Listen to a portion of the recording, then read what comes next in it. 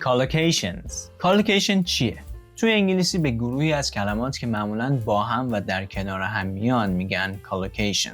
مثلا commit a crime, make a mistake. این اکثری از کلماتن که انقدر با هم و در کنار هم اومدن که دیگه به همین شکل جا افتادن.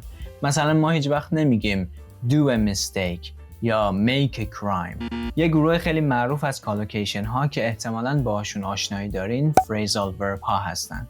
حالا دونستن collocation ها به خصوص توی مکالمه خیلی کمکتون میکنه.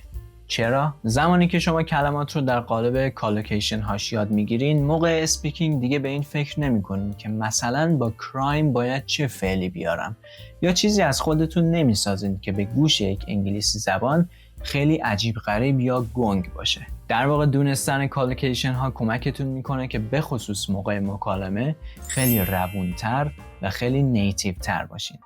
ممنون که همراه منید. See you next time.